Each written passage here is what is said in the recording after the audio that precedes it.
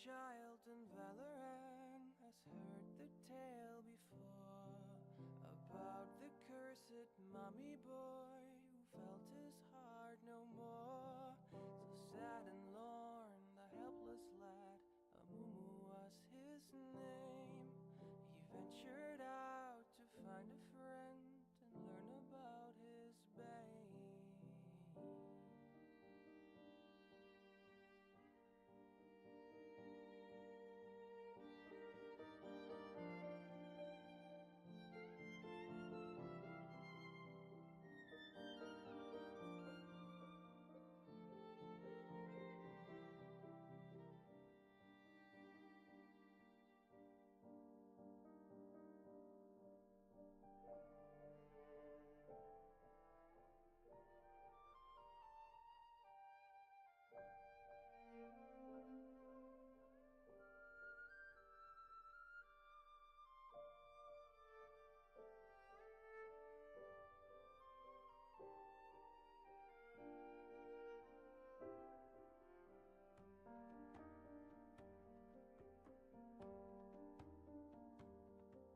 For many years, young Amumu traveled through the lands, determined to make friends if only they would understand.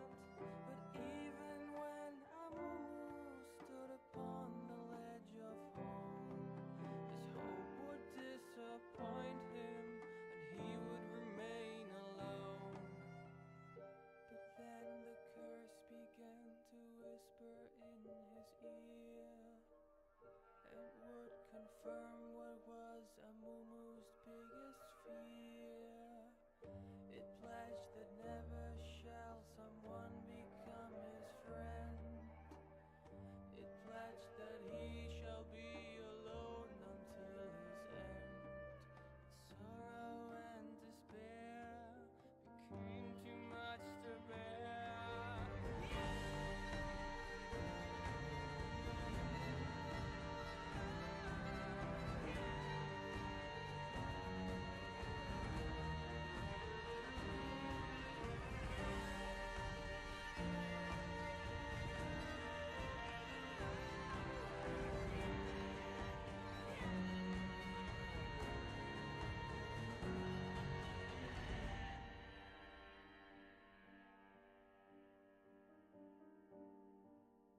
The moment when Amumu realized what he had done, too late it was for him, for them, the evil curse had won.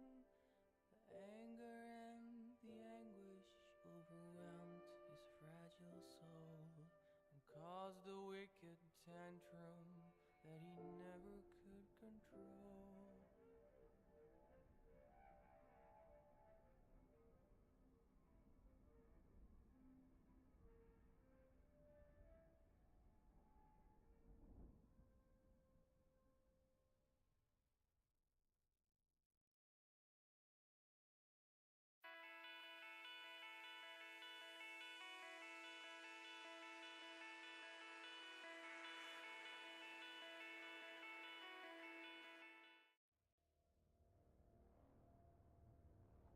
Up. Welcome back, everybody, to Casual EAL. I am Tanner Peanut Metro, joined today by my co-caster Scattercat, and today we bring to you Week 3, a game between Kamikaze Penguins and HTS Gaming. Both of these teams 3-1 in the Noxian bracket, so it should be an exciting game. Yeah, absolutely. And right away, Kamikaze Penguins, they banned the Hecarim. It's a contested pick for both teams, so they just want to take it off the board. Don't want to worry about the other team nabbing it from them. Yeah, jungler bans being targeted here early. Again, Hecarim and Amumu being very strong. Amumu just getting a recent buff and now a recent nerf, but we're still kind of see the influx of him because of how strong his CC is. And now we're seeing a little bit of the flex pick in Aurelia taken away, the Vigar as well taken away. Could be played mid, could be played support. So now targeting a few flex picks for these players. Yeah, and I mean, Mansberg has played Vigor, so, I guess they're worried about the infinite scaling or the possibility that they get a team comp to work around Vigor and all the power that he offers.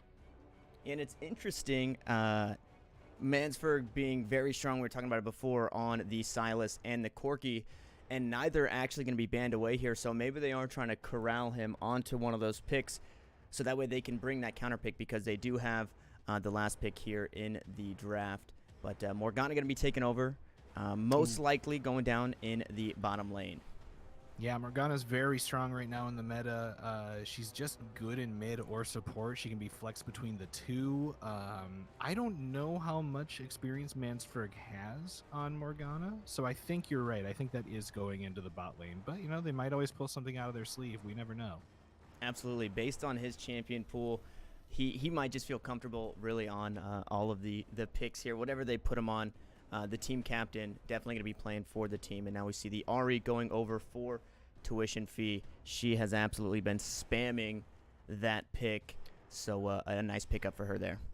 Yeah, Ari again. It's a strong pick. It's not the strongest. I mean, there are better champions statistically speaking than Ari, but she's still a force to be reckoned with in the right hands. Absolutely. Now the Thresh going over. So if Morgana does go into that bottom lane, gonna negate some of that the CC and kind of control overall that the Thresh does bring to the table. So an interesting pick, but I think right now HTS Gaming really set on one composition that they have. We've only seen 2 picks thus far, but I think they've gotten something in mind. Like I said, trying to corral certain picks and taking different things off the board here. Yeah, pretty much. And I really like that Nico coming out. I really like Nico all around. I mean, she could be flexed between top and mid. Sometimes 80 carry, depending on what you want to do. But now that they bring Ornn in, that's almost guaranteed to be a Nico mid lane, giving away already like where they're going to throw that champion. And Asher, the Heathen, playing Ornn fantastically previously. Just a very strong engage, and it kind of just sets the team up for the Morgana to get in there with the Soul Shackles, for the Nico to jump in with the Pop Blossom. And then on the opposing side, we see Sion picked up, so it's just going to be a tank matchup in that top lane.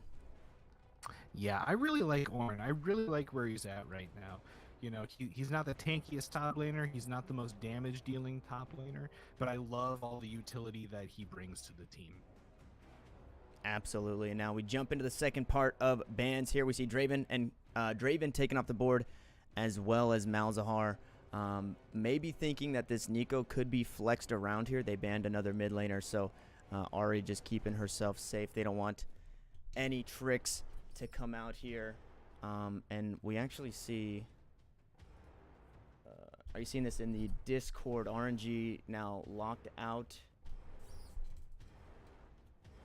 of the picks and bans here. So we are waiting on these last few bans to come through. But overall, both teams having very strong team fighting comps. Oh, yeah, definitely. I mean, we can already tell that that's exactly what's happening. I mean, all the engage from both sides is pretty strong, to be honest. And a whole heap of AoE damage. Again, the Soul Shackles from Morgana. Nico jumping out with the Pop Blossom to follow up. Just the AoE through the roof. So now we're seeing the 80 carry pool targeted very heavily, trying to make sure that Wizard is going to be banned out here, taking away the Kaisa, the Draven, and the Vayne. And then for Find the Light, he is going to grab that Lee Sin for himself, so he will have very strong early game presence here. Yeah, yeah, definitely. And then, they're hovering the Ezreal pick, and I really like Ezreal, and I really like what he's able to bring to a team, especially, the late game scaling part of his kit. Because once you hit about 4 items on Ezreal, he's real strong, does a lot of damage.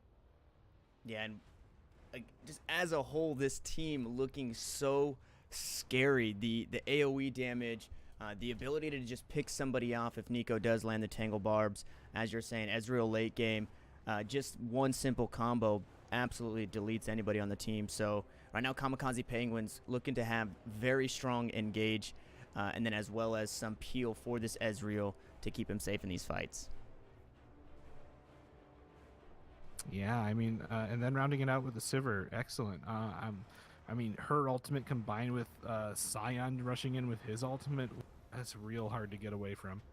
Yeah, and a solid pickup there defensively as well, being able to use the on the hunt to disengage from the fight if need be, and having that spell shield in the bottom lane going to be huge to keep herself safe.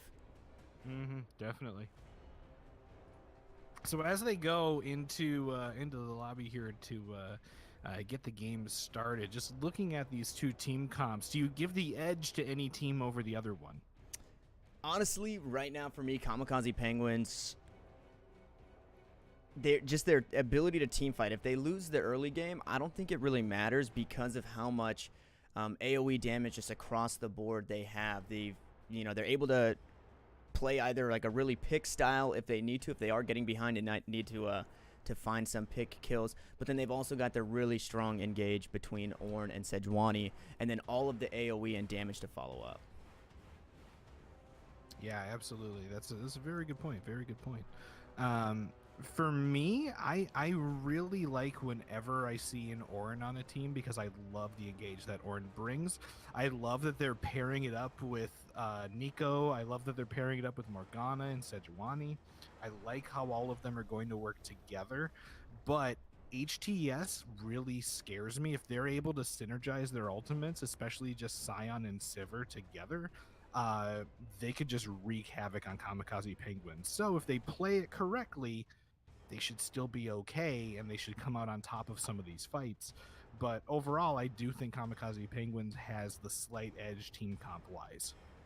Yeah, and they do have, as we were kind of talking about, just the ability to kind of disengage in the Lee Sin with the Dragon's Rage. As Sejuani dashes forward, he can just kind of kick her back into the team, and then on the hunt pop, and everybody just runs for the hills. One thing that I do like about Ornn, as well as his engage and just his tankiness as a teammate, but also his passive, being able to upgrade any of the items that these carries are building. So if Ezreal grabs that Frozen Fist this game, or even the Trinity Force, Ornn can be able to upgrade that, and then all of the mage items just across the board.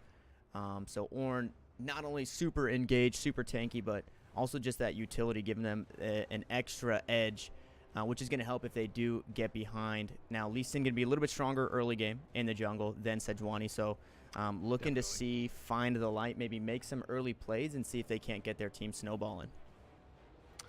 Yeah, I mean, it might be a pretty exciting early game if Lee Sin plays super aggressive, and he would, he has the right to do it. He's stronger than Sejuani in the beginning of the game. He can do a lot more stuff than she can. I wonder if they would try to invade. I wonder if they would give that a shot at the beginning, or if they are just going to set up, line of scrimmage. I wouldn't be surprised if they tried to do an invade. They could do it if they wanted to, but we'll find out pretty quickly here if that is what they decide to do. Yeah, they do have a strong level 1 in the hook, in the charm, Scion knockup with a decimating smash. But I think typically, I guess historically, as we've seen these streams kind of play out, most of these teams kind of respecting each other, not having played each other just yet. Everybody kind of doing that line of scrimmage. But I would love to see maybe more teams trying to get that edge on the enemy team, especially if they've been doing their research on the enemy team's level 1.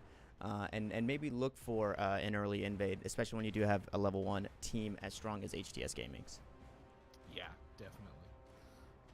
So let's see. Can we see any Oh, we can't see the Keystone Masteries they've chosen. Never mind. I was going to try to comment on a couple of them, but we won't be able to see that for another 3 minutes because of spectator delay. Yeah, that's unfortunate.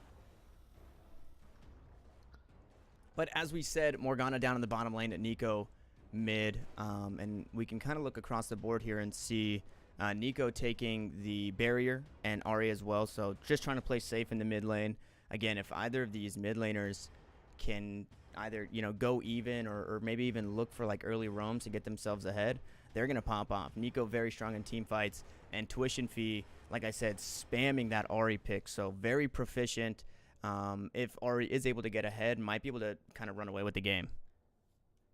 Yeah, that's very true. And then, in the bot lane matchup here, we have Ezreal against Sivir, Morgana, and Thresh.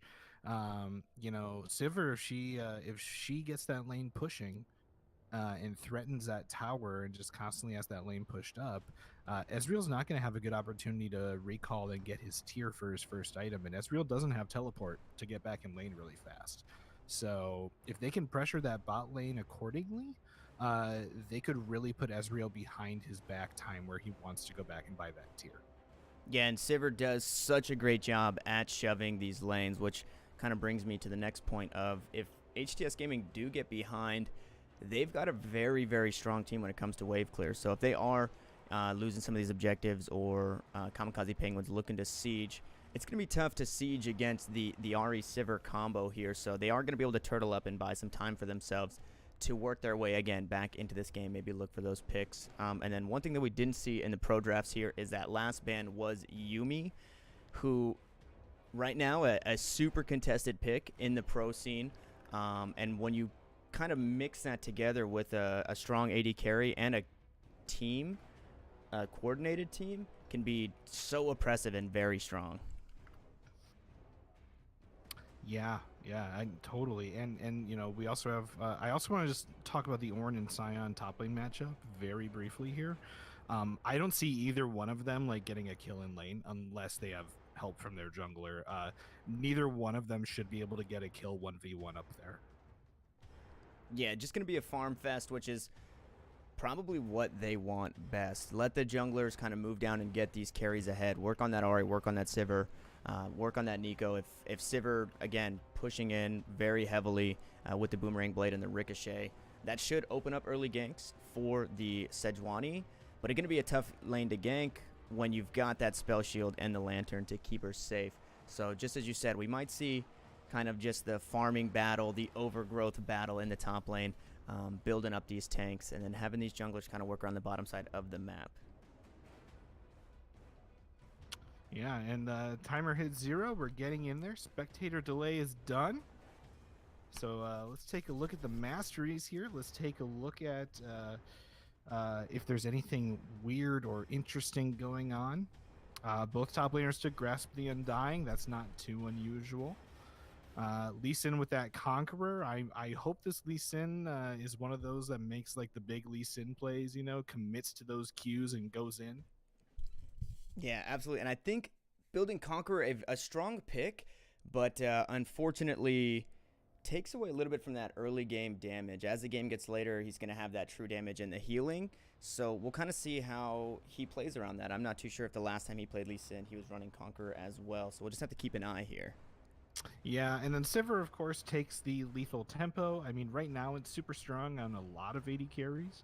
It actually wasn't too long ago that it wasn't good on many of them. You know, you would prefer to have one of the other keystones on them, but right now it's real good, especially on Sivir because she has those auto attacks reset with her W and her Q, and then she also has the Q, the W, the bouncing blades to go between all of the targets ahead of her. So that should be super strong on her. Yeah. And I think with that lethal tempo, again, just going to help towards that wave clear, able to push that lane in, helping those fights. It's such an auto attack heavy champion that if they are able to get her ahead, that lethal tempo, breaking that attack speed barrier here is going to be huge in these team fights. Yeah, and none of the. It doesn't look like we're gonna get any invade strategies. It does look like it's just gonna be line of scrimmage. Yep. Thresh and Sivir move out a little bit. Maybe they're gonna try to set something up in that river bush. Yeah, maybe looking for some level 1 cheese here. Lee Sin starting on the top side of the map. So it kind of gives a little bit of pressure down on the bottom side. And a strong level 1. The Boomerang Blade, if you're able to hit it going forward and coming back, a whole heap of damage. And then Thresh probably starting with his hook here. So he's going to be doing, have decent CC level 1.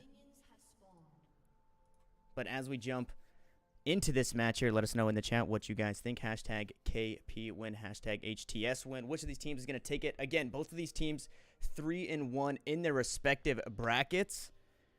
So they can either jump up and both be 4-2 and stay tied for first, or we could see somebody taking that top spot. But we see a pause coming out here. Oh, yeah. Maybe some internet issues, maybe a bug splat here. Tribbles does yeah, that's true. disconnect. That could be the case. And I love to see Morgana. Obviously, Morgana support. She does have the summon Airy, but I love to see that she takes that stopwatch rune. That is such a core item on Morgana, and it's free 600 gold. Now she doesn't have to worry about buying that stopwatch, and it's just going to help her get to that early Zhonya's Hourglass. Wow. Another pause. I think they unpaused a little too soon. Morgana looked to have reconnected as they paused again, so we'll just have to monitor what's going on there. We've got an early Dark Seal on Ahri. So again, very proficient on this champion is Tuition Fee. So she's looking to get herself ahead here and maybe look for some early kills, some early assists, maybe some roams here to start getting those stacks built up.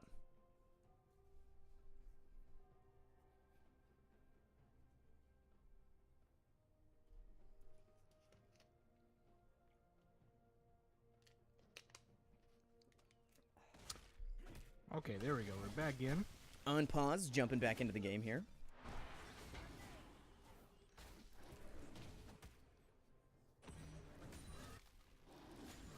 And again, a pretty standard start, both of these junglers starting at their red side. So they should end up on opposite sides of the jungle, but I think a good start there for the Lee Sin. Sejuani looking to do a full clear on the bottom side, and Lee Sin looking to take away that blue buff, which could be huge in denying that from the Sejuani. Yeah, and Sivir and Thresh pushing Ezreal and Morgana into the bot lane. Getting a little bit of poke. That's good poke. Yeah, and I think that's as to be expected. Again, the Boomerang Blade just hitting all of those minions, getting as much value as possible if you're able to hit the minions and the champions to try and poke them down. Now here comes the great hook hook level by 2. Thresh. Flay is on. Ignite is on. They use the heal to try to keep up a first blood going over to Sivir, but Ezreal manages to trade one back. A little too aggressive there underneath the turret, but first blood going over to Godzilla. And now we see the junglers actually going toe-to-toe. Sejuani spots Lee Sin out at the blue, forced to flash away. The Tangle Barb's on from the Nico. Just going to be a little bit of poke damage here. Able to use that Blast Cone to get away. But here comes Ornn. He wants more. The Bellows Breath is on. He's going to find the slow.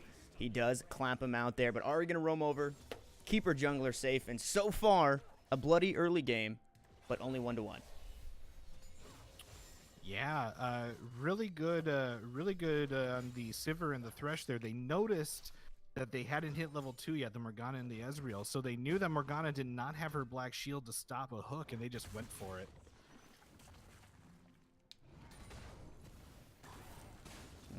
Again, in this top lane, Ornn pushing out, but just going to be farming it out. Now, here comes another hook here.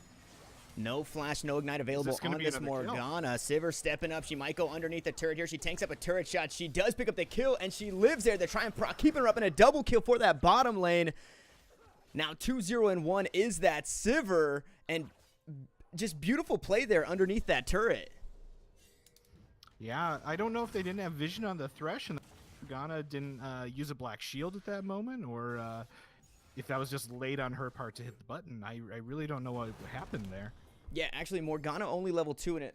She may only have points in her Q and her W, so she doesn't actually have that black shield leveled just yet. Ooh, well, that's a mistake then. I mean, you could chalk it up to personal preference, but honestly, you know, if you're wanting to keep you and your AD carry safe, you really should take that black shield at level 2 just to be sure, you know? Absolutely, and it may have been a misclick. They were engaged on very early, and they did hit level 2 underneath the turret, so she might have just misclicked that W, and unfortunately now they're paying the price in the bottom lane. That's true. That's very true. So top, you know, Sion does have a bit of a health advantage, but it takes a lot for him to have the damage to kill the Ornn anyway. So it looks bad from time to time for the Ornn, but they're trading pretty evenly all around.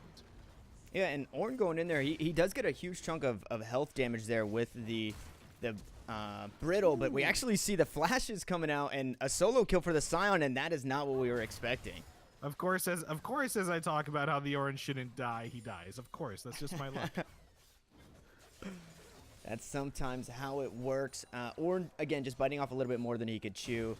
Getting some good damage down onto the Scion, but he was also down 2 levels when he tried to take that engage. But now we see Scion hits level 6. He uses the ultimate to get away. Ornn, unfortunately, not able to find one there.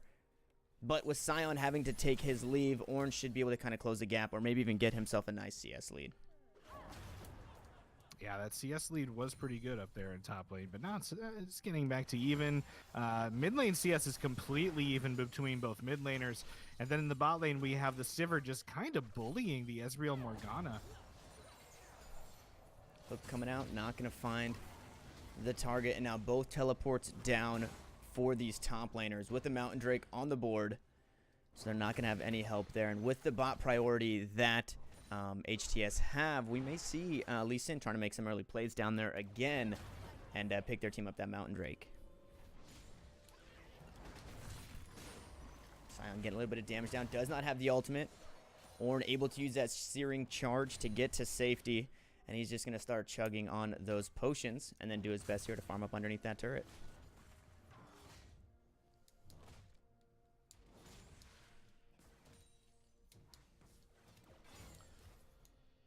Yeah, everything kind of settling back into some state of equilibrium here, you know, where nobody's fighting. Everybody's kind of, they're either resetting their lane or they're recalling at the moment. Yeah, Sivir with a nice back. Looking like she's building towards that Essence Reaver, so kind of working towards more of a scaling push here. Not rushing that Infinity Edge right away, but I think when you're up so far ahead right now, Ezreal only having that tier, it doesn't really matter what you build. She's just going to be very strong, and a beautiful spell shield there from the Dark Binding. Yeah, getting a lot of poke off on Thresh, though. Yeah, so that trade wasn't completely lost by Ezreal and Morgana. They actually kind of won the damage trading. They just got to get the CS now to make up for it. And now we see Mansdeferg first to roam here. Ahri still in the mid lane. Unfortunately, Asher not able to follow up just yet and is only level 5, so he didn't have Call of the Forge God. Now Lee Sin coming up to try and make this a 2v2. Pop Blossom is available. Is it going to be used? She has to flash away. Lee Sin flashes on top of her. There's the shield, but it's not going to be enough. Find the light, finds a kill, and they're looking for a second one here. The ultimate coming out from the Scion, and that's going to be the kill. Ornn and Nico going down a 2-for-0 in that top lane, but now they're trying to trade it on the backside. Always going to game. On the hunt is on, but they're looking for the Thresh. There's a True Shot Barrage, finding some damage. Ignite is on from the Morgana. Flashing away is that Thresh. He uses the Lantern for the shield. He uses the hook there.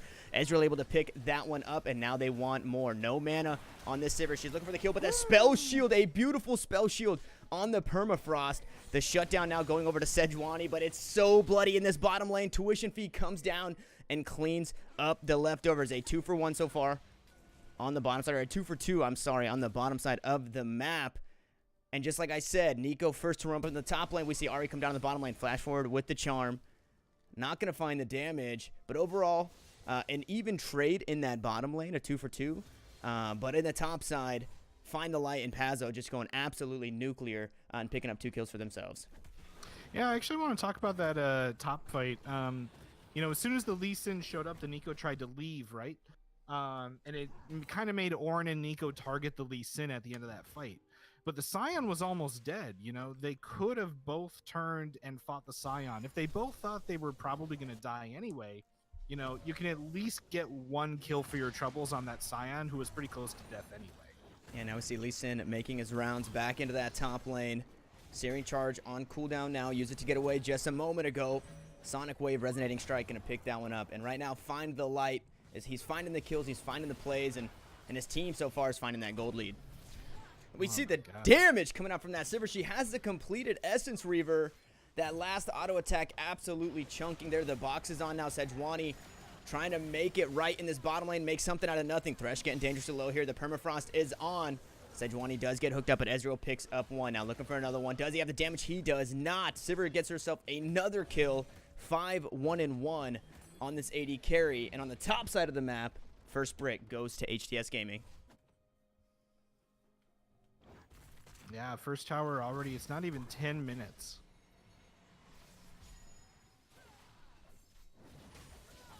Yeah, Sejuani stepping up there and gets the trade kill and another shutdown for herself. So that's 2 shutdowns on that Sejuani, which is really just going to help get tanky.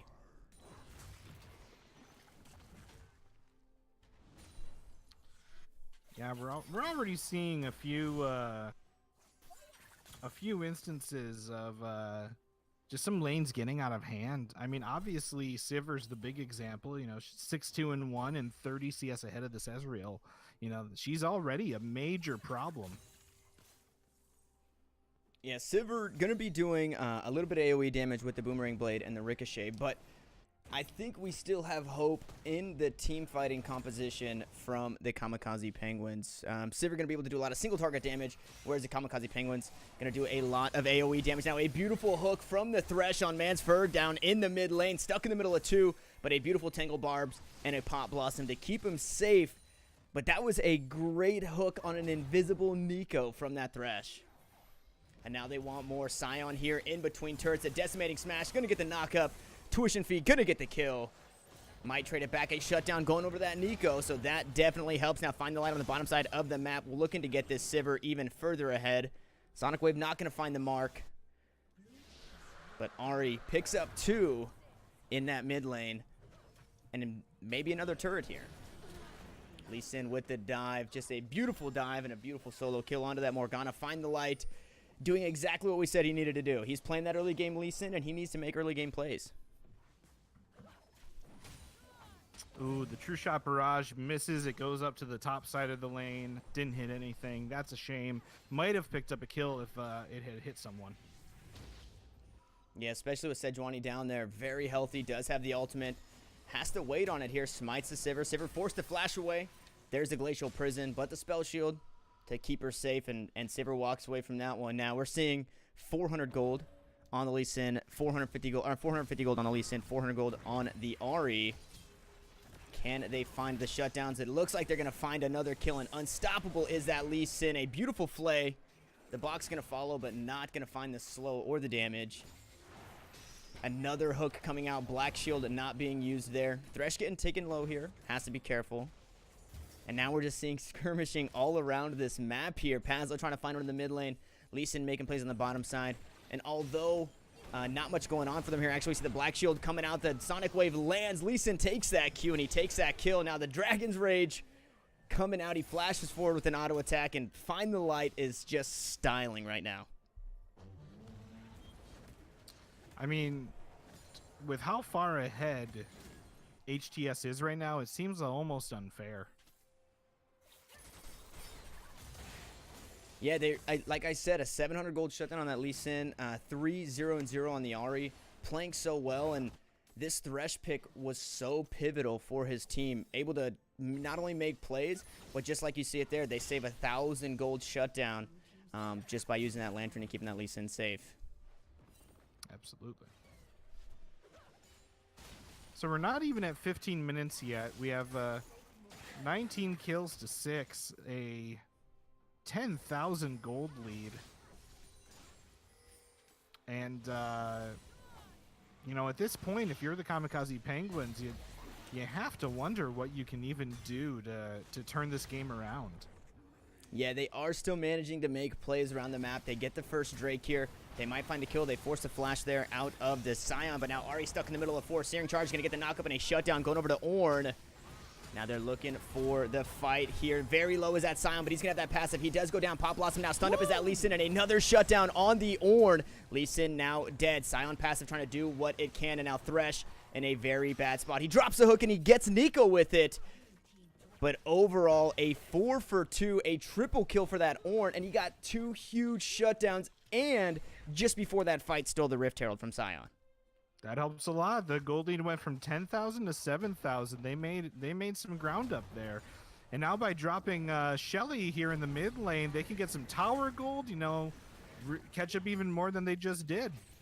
Yeah, we cannot count these guys out just yet. Again, their team comp, very scary for the 5v5 fighting, as long as they're able to get these abilities down on the priority targets. Now, Tuition Fee stepping up here. Probably not the best pick there. Now, Sivir going toe-to-toe with the Sejuani in the bottom lane. Always going to game, trying to find something. A couple more auto attacks should do it here, and that's going to be the solo kill for that Sejuani. And she picked up a couple of shutdowns on that Sivir early. Now, all of Sejuani's kills do come from that Sivir, and she, like I said, she's just going to get tanky here a mostly AD comp from HTS Gaming. So if you let those tanks start getting these shutdown golds and start building tanky, that's just going to mean really the demise for your carries here. Your 8-1 and Lee Sin not going to be doing much damage. Your 6-3 and 2 Sivir also going to be lacking on that damage once they start getting some armor. Yeah, I mean, they may have had a 10,000 gold lead going into those last couple of fights, but that gold lead does nothing for you if you haven't gone back to use the gold to buy the items. And you can look in the feed, but after they all died, they all bought another item. So that's clearly why they lost that last fight. Yeah, just not using great timing of the back timers. Dragon coming up here in just a moment. It is going to be another Mountain Drake. So hopefully Kamikaze Penguins fight for this when they do catch the Scion out here. Call of the Forge God is on, gets a 3-man knockup. Not going to be much follow-up on top of that. Black Shield going to stop that charm. And now we might see the re-engage onto that Thresher. He uses the Flay to keep that Ornn at bay. The hook coming out. He does find the Ornn and find the life. Finds a kill. Now a kick onto that Ezreal. Gets the knockup onto that Nico as well. Sivir picks up 2 and a double kill for that for the Lee Sin as well. Sejuani trades it back, but it doesn't matter. That's going to be a 5-for-1 ace underneath that mid lane turret. And just as we were praising the 5v5 team fight, KP get a little bit sloppy. Yep, taking mid tower. Are they going to keep pushing, or yeah, they're going to keep pushing. They're still 3 minutes away from Baron. They don't want to get Dragon just yet. They're going to push, get some more objectives, and then probably do Dragon after that. Yeah, and a Mountain Drake is exactly what you want. If you're KP, you want to try and keep that out of the hands of that Sivir, but we might see a re-engage here. Low health bars for HTS Gaming. They have to be careful. Man's looking for a kill here. Ezreal stepping up there. Manzifer going to pick up a kill onto that Thresh, but traded back from the Sivir. Now 6-3 and 5. Sion tries to get the knockup. Doesn't find a Sejuani. Finds a kill for herself. Now Charmed up and in the middle of 3. She has to flash away here. Redemption is on. Not going to find any heals there, but overall a 2-for-1 on the way out. That was actually a really good disengage. I was very surprised. I thought Sejuani was just going to sacrifice herself, but she escaped. Good on her. And with 2 members dead, and Sivir now just actually coming out of the base, that may kind of give some breathing room for this Mountain Drake. It, might have pushed HTS off. And as I was saying before that fight broke out, you don't want Mountain Drake on that Sivir. And yeah, it looks like, again, Tribble's having some connection issues here. But so far, we're 17 minutes, almost 18 minutes in this game, and this is absolutely bloody. It's a very, very bloody game.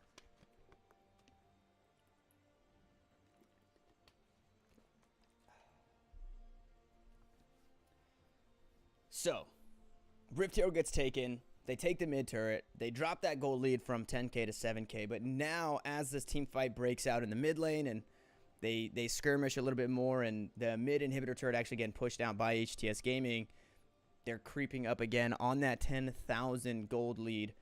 What are we thinking for, if you are Kamikaze Penguins right now, what are your comms sounding like, and how are you feeling that your team gets back in this game? Yeah, I mean, honestly, there could be an argument made for forgetting about this game, already chalking it up to a loss, and already talking about what you're going to do differently for the next game.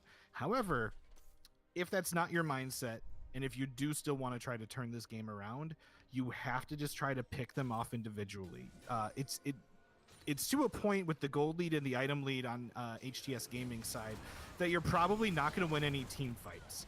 So right now they need to pick off this Lee Sin. Good, they picked a member off. They just got to keep repeating that with the other members of HTS Gaming. That's how they claw their way back. That's how they minimize this gold lead. That's how they have an opportunity to turn this game around. Yeah, and I think that's something that we've seen in HTS Gaming. When they do get ahead, they play a little more ambitious than they probably should be. Lee Sin there getting caught in the middle of 3, and a second Mountain Drake now going over to the Kamikaze Penguins. Not necessarily the strongest team to take Baron, but just really good to deny that away from that Sivir, away from that Lee Sin for, I guess, future pushes when that Baron does spawn. It's going to be nice to know that they don't have 2 Mountain Drakes to just melt it down. Yeah, but now they're grouping as 4 in the mid lane.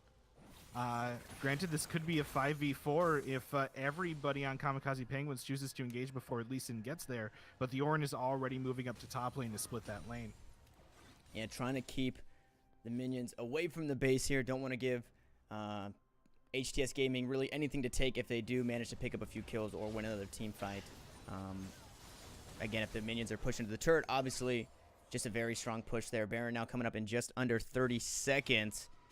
And we may see another team fight, but we actually see Always Gonna Game caught out here, not on a ward there, but Lee Sin does get a beautiful Sonic Wave. Now caught in the middle of 5 members. Find a Light, picks up that kill, and that definitely could mean Baron at this point with no jungler.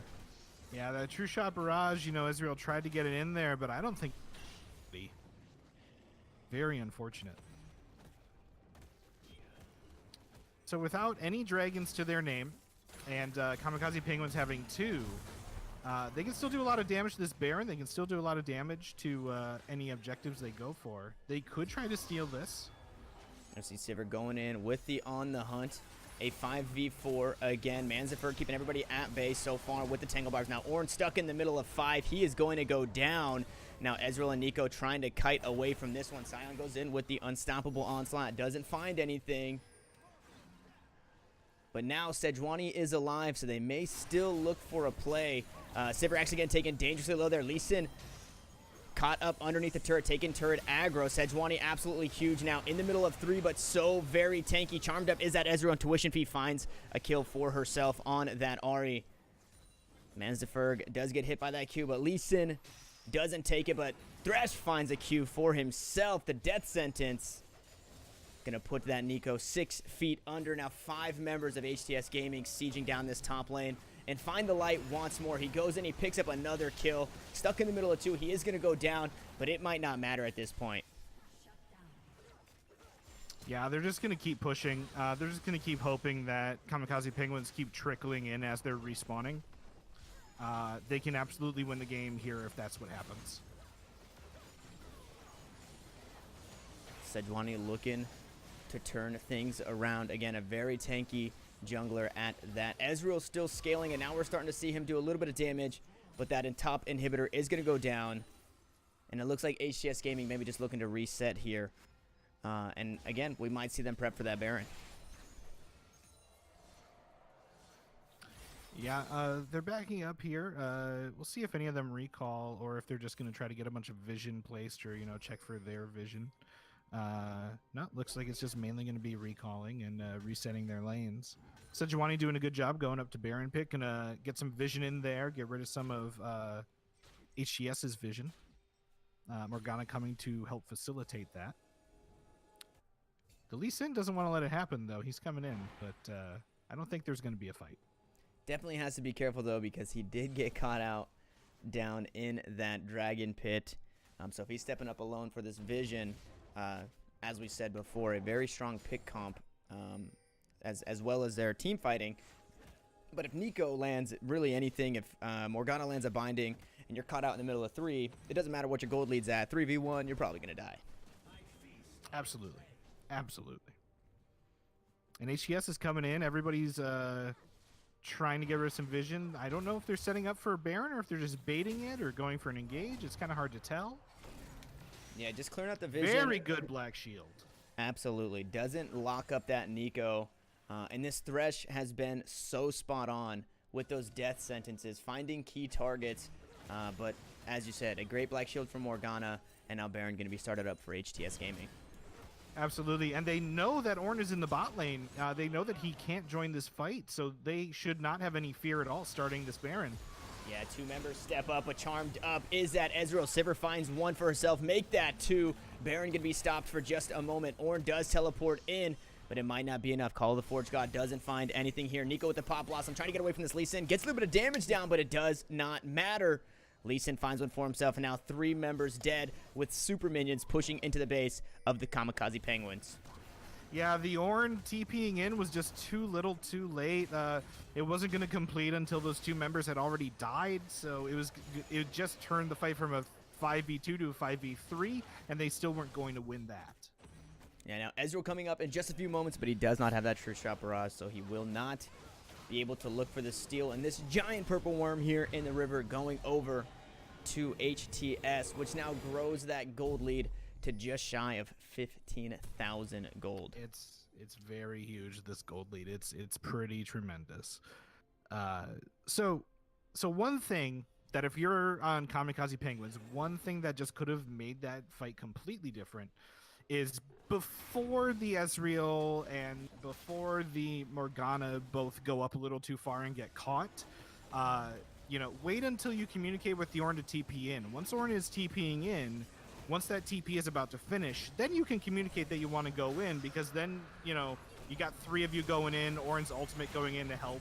Speaking of going in, we see the engage onto that Nico. Tuition Fee now on a killing spree, and Lee Sin looking for the Morgana. He finds it there, a killing spree for himself. Now 2 members dead for 30 seconds. This is a Baroned up HTS Gaming. Sion teleporting to that base, and they might look for the end right here. Yeah, they'd definitely be able to end right here as long as none of them die, and I don't think they will. They're just kind of too strong. Getting a little ambitious, but Sivir, as you said, so strong, melts down that Ornn through his resistances. Now Lee Sin looking for the Ezreal here, trying to pad the stats. The KDA gamer, but Sejuani not going down without a fight. Drops the Glacial Prison onto Sivir, does find the kill, but forced to run away in her own base. Lee Sin goes on to that Ezreal. The GA gonna be popped. And right now it looks like they're just playing with their food. A 15,000 gold lead. The Nexus completely open here. Nico going in with the Pop Blossom. Not going to find a kill for herself just yet. Lee Sin picks up another one. 18, 5, and 6 before he dies here at the end of the game. And like I said, they're just playing with their food. It looks like they should be able to end the game here. Minions on the Nexus. 2 members still alive. But a killing spree on that Sejuani might be able to save it. Not going to be enough. And game 1 going the way of HTS Gaming. So let's take a look at some of the post-game stats here now that this first game is in the books and HTS takes that win. My client is having a little bit of issues. There it goes. All right, so let's look at some damage graphs. Let's take a look here. The Lee Sin and the Sivir are both very close in terms of overall total damage dealt to enemy champions. It's a lot of damage, and then the RE comes in third on their team. Very surprised that Lee Sin is doing that much damage in comparison to everyone else on the team. I mean, that for Lee Sin to be that high, it's pretty remarkable. Yeah, I do believe he ended the game there with 18 or 19 kills. Very, very proactive in the early game. And then again, Sivir, just as she scaled into the late game in these team fights, able to pick up a few double kills, a triple kill here and there, getting that damage back. Now, one pick that I did want to talk about was the Ahri here. So not necessarily a huge pick and a huge carry. Didn't do the most damage in the game, didn't have the most kills, but was so big on hitting those charms. Able to charm up the carries, able to charm up the Nico, or even like the Ornn when he's caught out a little bit too far from his team on an early engage. A very strong pick in that mid lane. Yeah, it definitely did a lot utility-wise, just helping them out in these team fights. Just getting the team fights going and then letting Sivir and Lee Sin just mop everybody up.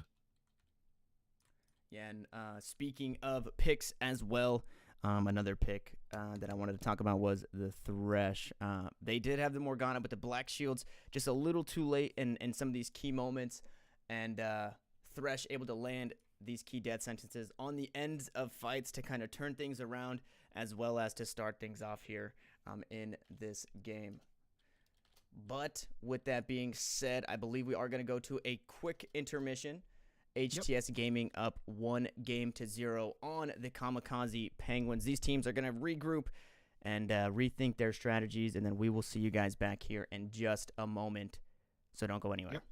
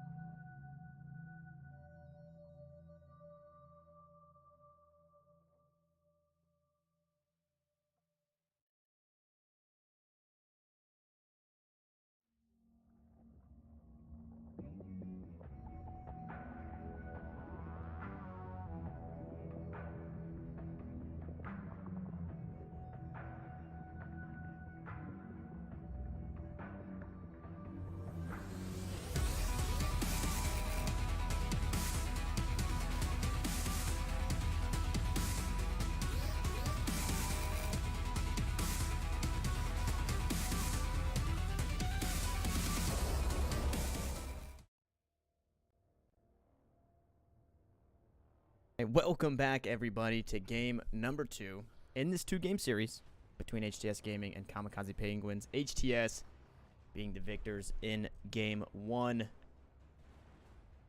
And now, Scattercat, if you want to kind of talk about maybe what was going on in this last game, or is everything set between these two teams? Yeah, it's just, HTS Gaming just kind of stomped them. It was just a really rough game for Kamikaze Penguins. They made some good plays. They really tried to dig in and do a come from behind victory. It just wasn't going their way. And part of that is the Lee Sin being as strong as he was, which is why we see Kamikaze Penguins banning him out right away here in the first round. Yeah, and a couple of jungle picks there. Find the Light is the team captain, so if he's getting ahead, you know that the team morale and really just the mindset of the team is going to be up because he's calling the shots, he's making the plays. If you are maybe able to ban him out, you might have a little more success in kind of putting him behind, which maybe may put their team a mental behind. But I think after coming off such a decisive win, the team's feeling pretty good. Yeah, basically. And just to have a clarification here, that is not a mistake in the pro draft tool that final ban for HTS Gaming. They actually do just lose a ban in the first round because of their substitute being a higher rank than the player that the sub is replacing. So they only get 2 bans in the beginning, and they'll only get the final 2 bans. So they get 1 fewer ban than the Penguins do. Well, thank you for clarifying, because we have seen that bug sometimes where nothing pops up. And early, it's a weird bug. It really is. Yeah, I think actually Yumi shows up like that as well so far for right now on the Pro Draft client. But Aurelia gonna be taken. I believe that is gonna go into the top lane for Pazzo. Kaisa Thresh, a strong lane for the bottom side, and then Amumu actually getting picked up this game. Was banned out last game, so and the Urgot again I believe was banned. So far a pretty strong team comp.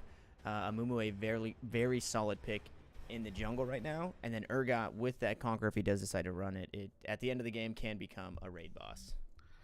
Very true. And Kamikaze Penguins take Sivir. They don't want to use the Ezreal again. They're going to go with that ultimate with Sivir for the speed boost to really help Amumu and Urgot get a better engage. It's a really good combo between all that, actually. I really like that for their first 3 picks, knowing exactly how this team comp is supposed to work already before we even see any other picks coming out from them. Yeah, and now they just deny it again from HTS. They had such a strong game on that Sivir in game 1, so to take it away not only helps your team comp, but definitely takes away from HTS Gaming, as we see a couple of mid lane bans coming out. The CasualEAL Yasuo taking up the board, as well as Orianna. And I think notable here, no bans towards Man's Deferred just yet. So he may be able to play, his Corki, may be able to play his Silas, but he may also be waiting for that counter pick as they do have last pick in this draft. Yeah, absolutely. And the Orianna ban by HTS is actually a really smart ban on their part, because the last thing you want with Sivir's ultimate and the whole team rushing at you is to have Orianna throw her ball on the Amumu so that she can ult right away as soon as Amumu goes in. That's the last thing you need on top of everything else happening. So that's a smart ban on their part. Kamikaze Penguins just picks up a Braum. It's a decent pairing with Sivir. There are better pairings, but that's definitely going to work. And then to respond, HTS Gaming picks up Talia. I actually really like Talia in the mid lane. I think she's a really strong mid laner. If your plan is to roam with her to help the top lane and the bot lane, I really think Talia's very strong at doing that. So if that's their plan, if that's what they're going to use her for, I can't wait to see the kind of roams that she's going to be able to do here. Yeah, I do believe that Talia is going to be on Find the Light in the jungle. They banned away the RE4 tuition fee, and then she just defaults right back to a comfortable Lux pick there. So I do believe that will be in the jungle. But to counter the Lux, and as we talked about last game and before last game, Man's Deferred on Corki may be able to put this game in his back pocket and carry his team to a victory in game number 2. Yeah, I mean, putting Mansberg on Corki, that's a huge comfort pick, definitely a champion that he can be very successful with if his team helps facilitate that. Luckily, with the Mumu, Urgot, and Braum, they have enough peel and enough protection that this could be a very successful team comp for them. The Sivir and the Corgi could be safe, and they could do a lot of damage. But they have to have that teamwork and that coordination to make it work that way. Yeah, Taliyah in the jungle, this is going to be a crazy pick here. Very, very strong if you're able to land the seismic shove onto the unraveled earth. But I think also notably for the Kamikaze Penguins, a Mumu Q dashing in, Urgot's dash with the disdain, and Corky's Valkyrie, all of those also will proc the unraveled earth. So if she doesn't land her seismic shove, but she does have any of these champions inside of the E on the ground, the cone of rocks that she puts on the ground, if they dash through it, they're taking that extra damage. So a pretty solid pickup. But a Mumu right now, so very strong. He's just going to jump right onto your face. It kind of makes it hard to land any abilities on him. So we'll kind of have to see how Final Light plays and if he plays this Taliyah as well as he does Lee Sin. Yeah, we're definitely going to find out if he can do that for sure. You know, it really speaks a lot to HTS Gaming's ban strategy and what they wanted to do with their team comp, that their first two bans were Poppy and Ornn. You know, both champions that can really affect your team's engage and really stop a hard engage from coming at you. That was the thing that they feared the most, because they picked the Aurelia, they picked the Kaisa. They definitely want those two to be able to go in and really affect team fights. So taking Poppy and Ornn out right away just makes perfect sense. Yeah, absolutely. And I think Poppy a very strong counter pick into the Aurelia, which Pazzo has played before, but always going to game, or I'm sorry, Asher the Heathen has a very strong track record on the Urgot. So I would imagine, being a top laner, he's played this matchup before. He sees the Aurelia picked out first and says, hey, give me that Urgot, and I'm going to make this lane really whatever I want it to be. Didn't have the best showing on the Ornn, but well enough to draw the ban, which snuck through that Urgot pick. I mean, I almost wonder that if they had that third ban, HTS Gaming, you know, would they have picked the Urgot? Did they just think that Ornn and Poppy were the more important bans of those three to get out of the way? You know, I just wonder what their third ban would have been if they had it, you know?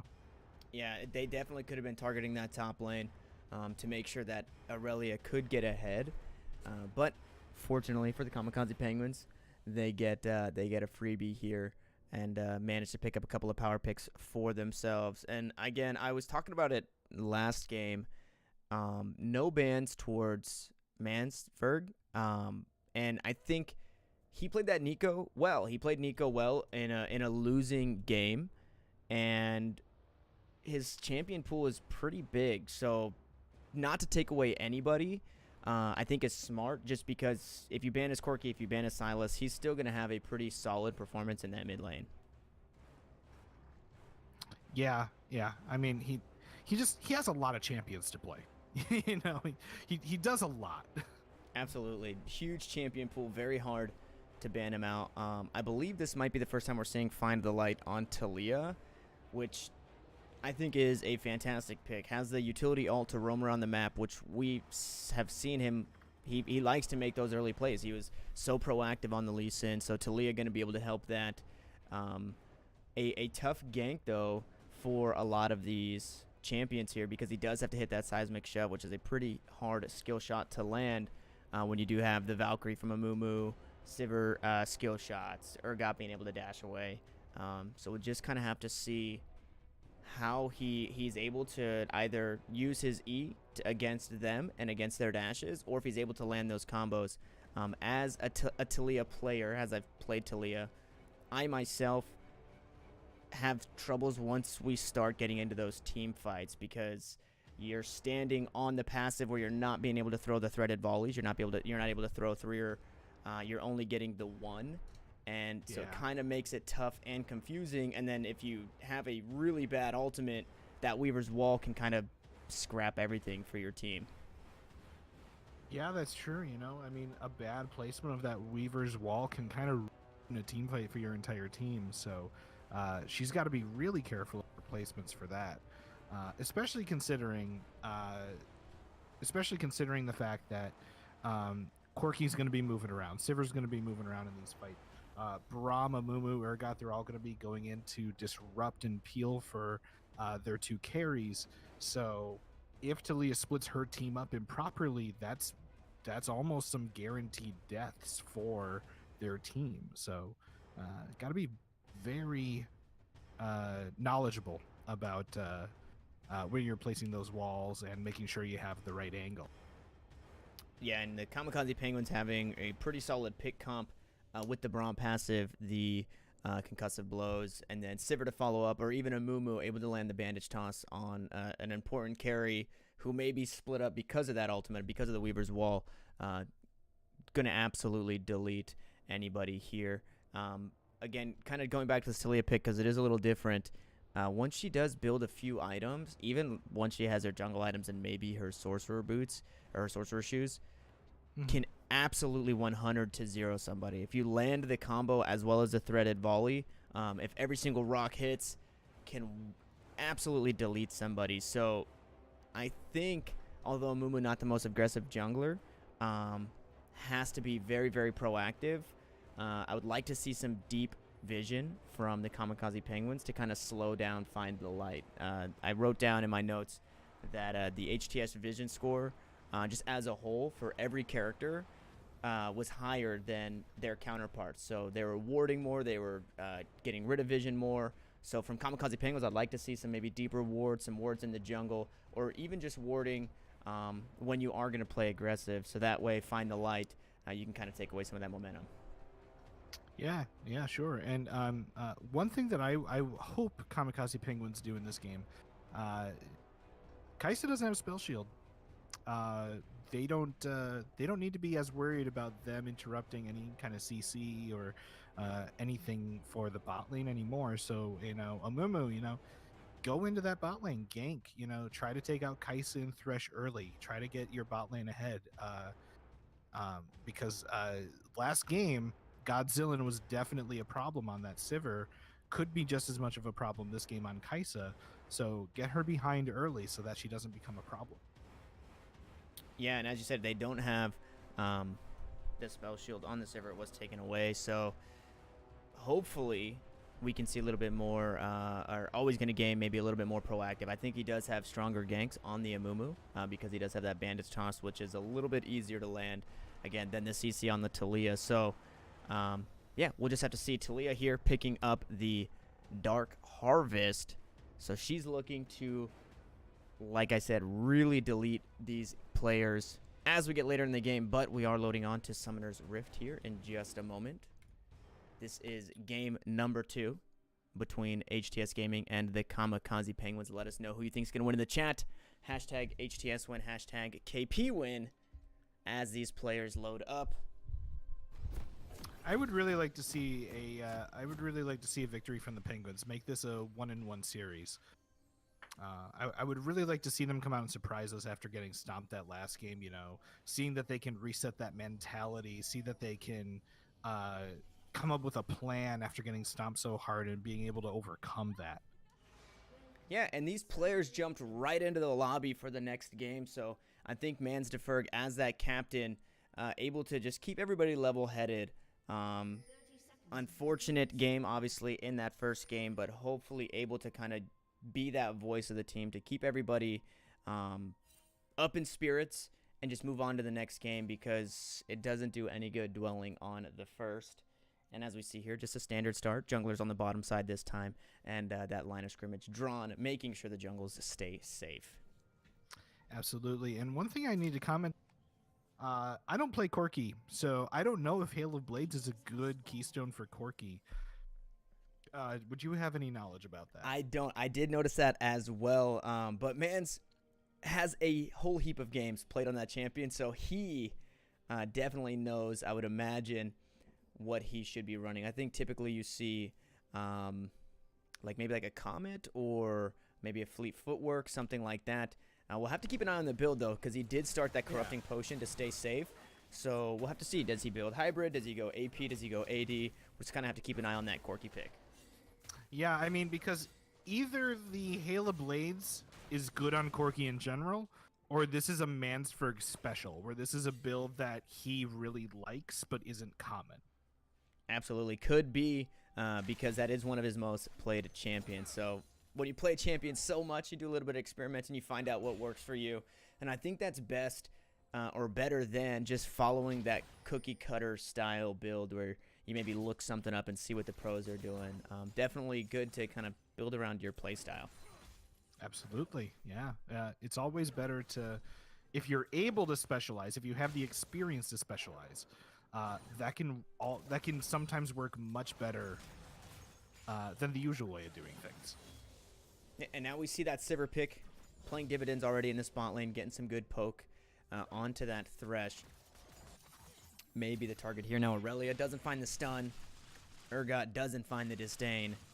So these top laners just going toe-to-toe. Both top laners do have Conqueror, so it's going to make their skirmishing very, very strong in that top lane. Good poke coming out from the Sivir. I like it. The CS is also going to be about even bot lane. Sivir could actually get ahead on this wave if she gets all the CS. Fighting in the top lane as that hook lands in the bottom lane. Braum jumps in, trying to save the AD carry. Flash, and no heal actually burned there on the side of the Kamikaze Penguins, but Kaisa did use hers to keep her support alive, so they do have that summoner spell advantage now in that bottom lane. And Braum does have the ignite still, whereas Thresh used it there. Unfortunately not able to find the kill. There's a spell shield on the next death sentence, so good spell shield there. And Asuf playing that Sivir just as he should. Maybe needs to be a little bit quicker on that spell shield cast. Yeah, it's there's something so satisfying about playing Sivir and getting those spell shields at with perfect timing.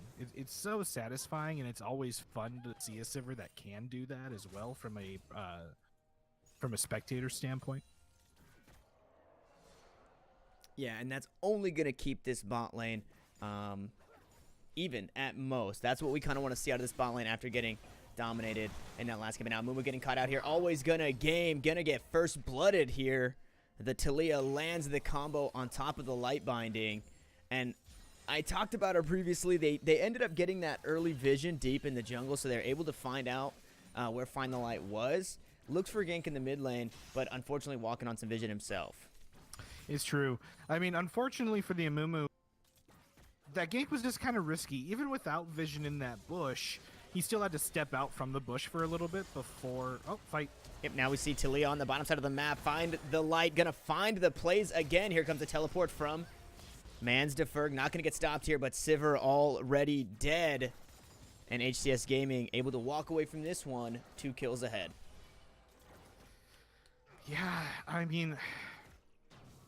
that was just rough all around there. I mean, somebody was probably going to die. It just so happened to be the Sivir. Just was the unlucky one, I guess. You know, the spell shield only shields you from one ability. It can't stop everything. Yeah, and Talia able to land the combos, get the damage off, and again, vision is going to pay huge dividends in this bottom lane, and they just didn't have any vision. So the teleport from Corki just a moment too late, and Talia down in that bottom lane just very, very bursty, able to get their Kaisa a kill, who now is coming back to lane with a BF sword. Yeah, and I'm going to go back to talking about that Amumu gank in mid, because now I have an opportunity. So he had to take a couple of steps out of that bush before he could use his bandages on Lux, because Lux was behind minions at the time. Unfortunately, what that means is that you don't have that element of surprise of just throwing bandages out of nowhere. So even if there was no vision in that bush, Lux still would have had the opportunity to throw the binding out there to trap him and then escape. It just so happened that they made the call to have Talia come and help out, and they got a kill out of it. And now we see the bot lanes going toe-to-toe. 2v2. Braum getting taken low, almost dead there. One more auto attack would have pumped the plasma. So it has to be careful here. Tribbles. Again, now Thresh has that ignite, so they have that kill pressure. And one more auto attack and an ignite might have picked that one up. Yeah, I mean, Thresh's ignite was up. That's true. That could have been a good opportunity for them. They either They either got scared or they didn't think it was.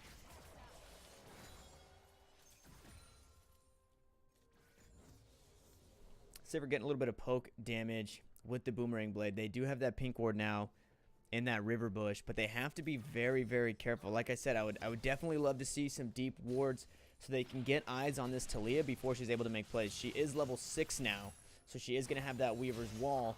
So just like Nocturne would gank, just like really any of these unorthodox junglers, Zac, Rek'Sai, people that can just come over walls, if you don't have that unorthodox stuff warded, you're not going to be able to stop these ganks here. But now Man's looking for a trade kill in the mid lane. Taliyah flashing forward, didn't manage to land the combo. Ultimate blown by Lux. Not going to find the kill so far, but Manzaferg able to walk away from that one. Now Ignite is onto that Braum, and he may just go down. That is going to be the kill over to the support, and Mumu picks up a kill in the mid lane, and now a 2v1 here. Sivir going down, but in that mid lane, able to turn things around. So overall now, Manzaferg getting a shutdown for himself. A 3-for-2 across the map. Taliyah there to counter gank that Amumu, picking up the kill. But Manzaferg on that Corki pick, able to stay alive, play that fight well, and manage to pick up a shutdown kill for himself. Yeah, really nice outplay by him there. You know, it could have gone either way, but he made it work. Yeah, off of that double kill in the bottom lane. A turret plate going over to HTS Gaming on that Kai'Sa, now sitting on 150 gold bounty on her head and 1,500 gold in her pocket. And I think notable here, she is looking to build towards that Storm Razor rather than the Muramana, which a lot of Kai'Sa players have been building recently. But now Mumu getting spotted out here, using that Scuttle Crab to avoid the threaded volley. Corki not here to go in just yet. He does have that package available, but they're going to play it safe. They don't have any vision in that river. So just afraid of maybe Lux trying to make a play there. They don't want to bite off more than they can chew here. This game's still fairly close. Only a 2,000 gold lead for HTS Gaming. Absolutely. So yeah, the Kai'Sa, I want to touch on that Storm Razor comment you made because as an AD carry who likes to play Kai'Sa, I do like that Muramana build on her. I like that build a lot. Whether this is just because, Godzilla is more comfortable with the Storm Razor build, hasn't put enough time into the Muramana build, that could be one reason why he's going with that. Or just because they're already ahead, he feels like he can spend the extra gold. Yep, 3-man gank in the top lane. The ultimate coming out from Urgot, and Fear Beyond Death going to pick that one up. A beautiful roam from Mans there with the jungler, beating Taliyah to the punch, and they find that kill onto the Aurelia, which is just going to now gold up onto that Urgot, and he's going to be able to close that CS deficit. Yeah, that was a really good gank, really good teamwork there. Also does a really good job of helping Urgot catch up. Yeah, absolutely. Kind of just relieves some pressure in that top lane, and Aurelia does not have that teleport, so she's going to be losing some minions as well.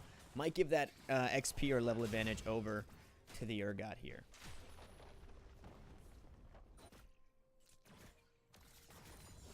That Sivir Spell Shield coming in handy in bot lane again, though. She... Oh, but then the Thresh flashes in and ultimates. Spell Shield not available. There's the heal from the Sivir. She's trying to trade some damage back now. Braum caught in a very bad spot. The concussive blows does stun up that Thresh. Nothing found just yet, but as I say that, Manzaferg goes down in the mid lane, and Kai'Sa goes in with the Killer Instinct to find a kill underneath the turret on the Braum. Now Amumu caught in the middle of two. He does tank one turret shot. He is going to go down. A 3-for-1 across the board here for HTS Gaming. Urgot now caught up, uses the Disdain, but he doesn't find the Aurelia. Both of these top laners have the Conqueror procs going on. Flash out of the Urgot to keep himself safe. Now Sivir trying to keep him off this turret, but some more plates going the way of this bot lane for HTS Gaming. Oh, yeah! Sivir able to pick one up for herself. Kai'Sa just so very strong, has a completed item on that Sivir, able to pick up the kill underneath the turret, but Corki with a beautiful teleport down to that bottom lane, able to get another kill for himself. And right now, Mans is really trying to take this game into his own hands. Yeah, I mean, that just a really good awareness by him to head down bot lane. Timed it pretty much perfect. A beautiful Valkyrie there to keep him away from the seismic shove. And as we were talking about him, his ears must have been ringing because he finds a solo kill on the jungler. The captains go toe-to-toe in that bottom lane, and Mans comes out on top. A beautiful play there. And using that Valkyrie, like I said, before the Unraveled Earth comes out, so he doesn't take that extra damage.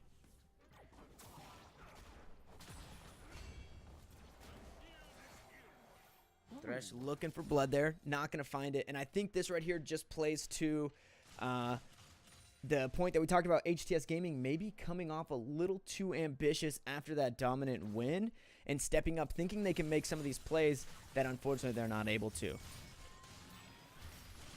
But speaking of plays, Aurelia in the top lane does not have the ultimate. Fear Beyond Death is available. Now Cloud Drake going over to the Kamikaze Penguins. Amumu able to solo that one out. And now Mans to Ferg, absolutely huge. Chunking down that Lux, but it doesn't matter because Talia's there.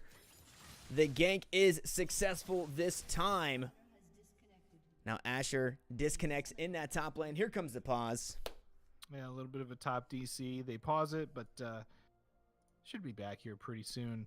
Yeah, it's a shame Mansford died in that engage in mid lane because there was no vision to see that Talia was on her way. You know, he was just caught completely off guard. Didn't even think Talia would be there. Yeah, and Find the Light has really in both of these games been just at the right spot at the right time. Always. Yeah. He's up in the top lane finding ganks. He's finding counter ganks in that mid lane against the Amumu twice now. And then there we see the 1v1 between the mid laners and there to kind of just swing the tide of that fight. Yeah, pretty much. It's also worth noting, and I have experience with Mansferg, so I know that he likes to make risky plays. They work out for him more often than not, but he likes to take risks. Yeah, and that just happened to be a risk that didn't pan out for him. Yeah, he's taken a couple TPs down in the bottom lane, and I think that right there has paid off for him. So to your point there, doing a good job. You know, high risk, high reward kind of player, and I like that. Yeah, I mean, they're always fun to watch. Even if they don't succeed, you will have a good time watching them try to make plays. And now we see Corky does have the completed Trinity Force with the Sorcerer Shoes, so that Phosphorus Bomb going to be able to do a little bit of damage and really hopefully be able to weave these auto attacks in. But the hook coming out onto the Braum now sitting underneath half health. The box is on, so is On the Hunt trying to stay safe. Unbreakable going to negate all of that damage, so they're able to walk away from that one, and Sivir trades a little back for herself. Yeah, I mean, one of these times, Thresh and Kaiser are going to engage, and it's not going to go their way. It's just a matter of time if they keep trying to make engages like that into a Braum that's only going to be building tankier and tankier as the game goes on. Yeah, very aggressive in that bottom lane, but speaking of aggressive, here's Find the Light. Absolutely deletes that Urgot. Now Aurelia getting one back for herself. Absolutely huge here now. Mumu on the bottom side trying to trade it back. The damage on the Sivir is going to be enough, or the damage on the Kaisa rather. And now Thresh running the wrong way. That is not your base, buddy. Going to give the kill over to that Amumu. And they tried to hand it over to the Sivir. They did their darndest. I think it was actually the Cinder Hulk that picked it up for the Amumu. But I think notably there, if you're that Thresh and you know you're going to die, just run into the turret. You don't give the assist over to the Amumu. You don't give anything over to the Sivir. Braum, it's a solo kill for Braum and not too much loss there. But now another kill on Amumu, which is going to make him stronger towards this Leandri's buy. And an assist for Sivir, which is just going to allow her to hit her 3-item power spike sooner. Yeah, I mean, we are seeing some good plays. We are seeing some good decisions out of the Penguins. The problem is that they're still down in gold. They're still 4,000 gold behind. And it's due mostly to the CS leads that we see in top and jungle on the side of HTS. Yeah, Talia's been very proactive as she makes that gank in the top lane. Mumu makes a counterplay on the bottom side, and Talia just immediately goes up into that jungle and just takes his entire topside jungle. Grabs the red, grabs the Krugs, grabs the Raptors, but now we're seeing Manzaferg trying to grab himself a kill. A huge heap of damage onto that Kaisa Asuv on a killing spree, but Thresh flashes forward with the Ignite, manages to pick one up for himself. not going to go down without a fight. The box is on, but so is the spell shield. A double kill for that Sivir. Now Urgot makes it out alive in this fight in the top lane. He does have the Fear Beyond Death. Not going to use it. Just it actually wears off there, I believe. And now Taliyah flashing forward. There's the Fear Beyond Death. Not going to pick up the kill because Taliyah finds it, and a double kill for Find the Light, and a crazy skirmish in that top lane. It's back and forth, such a crazy fight there, but 6-2 and 3 on that Taliyah is Find the Light, and again, he's finding these plays. Oh man, top lane could have gone either way. Could have went either way on that. Anybody could have gotten all those kills. Yeah, Urgot sitting on that Fear Beyond Death. I believe just with the minions around and the mobility between Aurelia and Taliyah, just so afraid to miss that ultimate. But now we see Mans coming in. He does flash away there to keep himself safe from the Flawless Duet. So finding another kill for himself. And it looks like maybe working towards that Infinity Edge. This Corki, we've already seen his damage with just this Triforce. As soon as he gets a couple more items, he's going to be deleting these carries.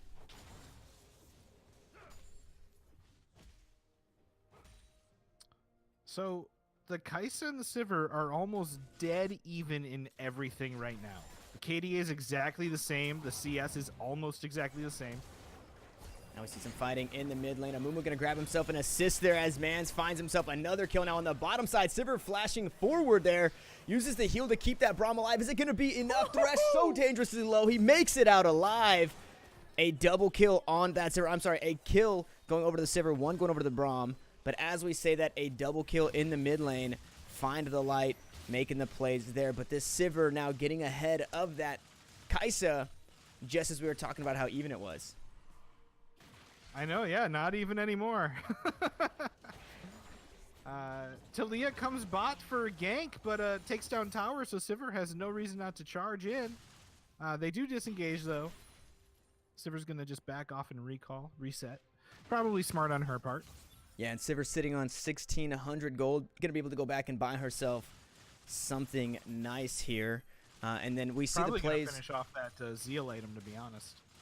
Absolutely. Maybe a maybe looking towards a rapid fire cannon. Nope. Actually going to be the Phantom Dancer, so she wants to the tradability, that shield there from the Phantom Dancer. I think that's a really smart pickup. Braum now caught out in the middle of two. Might not have enough to get away. Kai'Sa doing too much damage. So a free kill going over there. Now Lux makes a roam to the top side, forces the flash out of the Urgot, and Man's looking for a trade kill on the bottom side. Dragon is available, and it is a Mountain Drake. If you are the Kamikaze Penguins, that is going to be a good dragon for you because you do have a monstrous Baron-taking team. Your team absolutely smashes these objectives, these structures, so they might put their eyes on that dragon. As we see the bottom lane, just looking for a little bit of cheese, but not going to find anything just yet.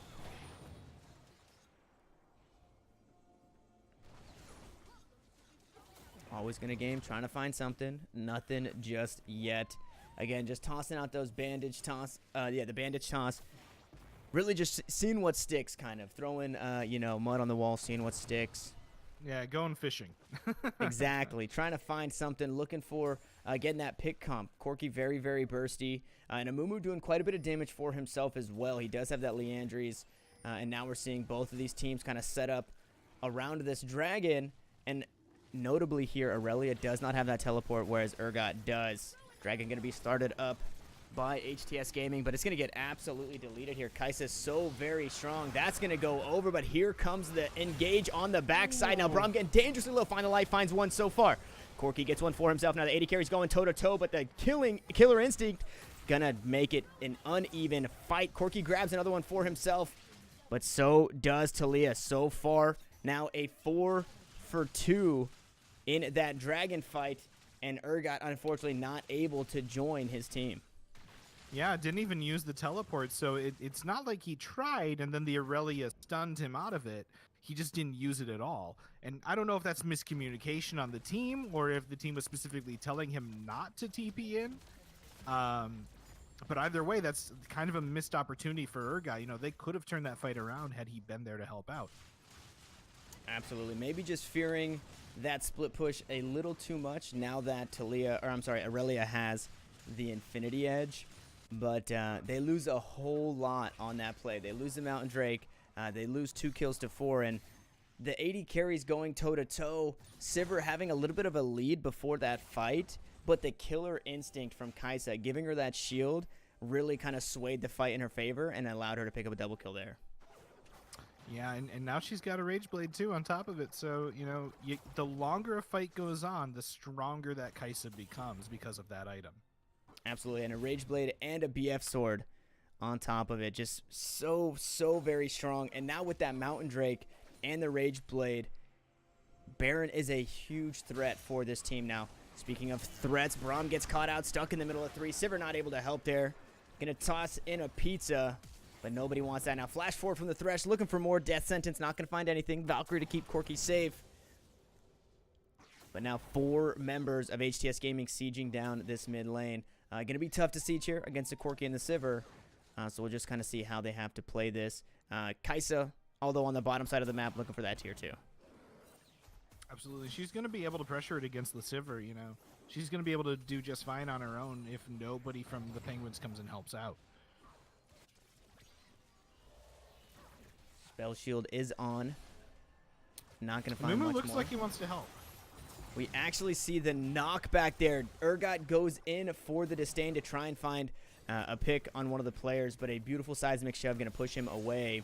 And now Sivir trying to find the kills, but so much damage from that Kaisa. She goes in with a killer instinct, has the shield underneath the turret, tanks a couple turret shots, but now is rampaging as she finds that solo kill. Smite is on. Amumu should be able to trade this one back. A nice shutdown for him, but mid lane still under pressure. There comes the final spark. It does land on one. Urgot stuck up underneath the death sentence. A tuition fee grabs herself another kill. Amumu goes in now, but stuck in the middle of 3. Going to be in trouble. Not able to find the Talia as she flashes away. A double kill now for tuition fee, and that's a 2 for 3 overall. Yeah, just some really rough moments. Like Penguins are making a good decision, but then HTS counters it with a better decision as soon as Penguins commit to something. And it's one of those things where you see like a nice engage, but it's on a target who has flash or on a target who has some kind of mobility to kind of get away and turn it around. So I think what they need to do now is keep this same mindset, but they have to fight within these next 5 minutes. If they want to find the shutdown on Talia, now she has no flash, they need to try and find that pick just as Amumu was looking for earlier. Sivir needs to play maybe a little bit more passive. Not able to 1v1 that Kaisa anymore. So very strong with those 2 items. And then Amumu into that Talia down 3 levels. So really kind of have to play careful or be careful, because just those passive resistances or the passive damage that they're getting already just off the level advantage is huge. Ooh, good Valkyrie by the Corki. Very nice. Keeping himself safe for now. And I think on top of that level lead for the junglers, with Baron on the map and a dragon coming up in here in just a moment. It is a Cloud Drake, so nothing crazy. But Talia going to have that smite advantage, having 3 levels on the Amumu. Corki gets that blue buff. Good. He can do a lot more in these team fights now. Doesn't have to worry about watching his mana. He can just go all in. Yeah, and I like to see he kind of defers from his build for just a moment to pick up that Hex Drinker to keep himself safe. It's a very, very AP heavy team with the Lux, with the Talia, and then the hybrid damage from the Kaisa. So picks himself up some magic resistance, and I really like to see that out of their captain. Yeah, I mean, they're definitely worried about the Talia more than anything. So that's definitely a good pickup. I don't know if he's going to prioritize finishing that into a maw right away, or just going to keep the Hex Drinker and build something else. Yeah, we see Amumu looking for the engage, but he does get stunned up by the Flawless Duet. Now 2 stuck underneath the life binding. He goes in onto that Kaisa, but does it have the damage? I don't think so. Kaisa kiting back, and a double kill so far on the Talia. Corki managed to get one for herself, but again, as I said, Kaisa kiting it back, picks up the Amumu, and that is going to be an ace for HTS Gaming. A 2 for 5 there. Only the support and the AD carry going down, and Mumu maybe just biting off a little more than he could chew there. The team can't necessarily follow up without putting themselves in a very dangerous position. And now mid lane going to be pressured here by HTS Gaming. Yeah, I mean, it's a possibility that they can get this inhibitor. I mean, death timers are winding down, but they should be able to finish this off and get out of there. Mid inhib going down. Baron still up here. Corki going to be up in just under 5 seconds. So maybe not able to contest it just yet, but probably looking to steal some jungle, reset, and then maybe set up vision around that objective.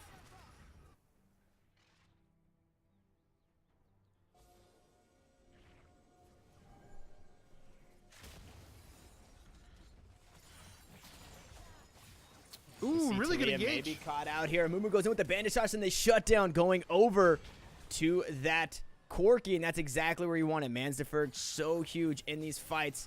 Flawless Duet going to stun up that Amumu, but the jungler is dead, and they might find some more here. Kaisa coming in, getting a little bit of poke damage down onto that Urgot. Now standing on the outside there. Absolutely huge orb walking, getting the damage. The plasma's onto that Braum. He is going to fall, but now here comes the Corki trying to find the damage onto that Thresh. Thresh goes down so far. Kaisa grabs one, but not going to be enough to grab another. Now Fear Beyond Death going to pick up that Aurelia. Lux now on the outside of the fight, but super minions are pushing the base. A 2-for-4 overall, a good turn for the Kamikaze Penguins, but they have to be careful here. Ooh, this is risky.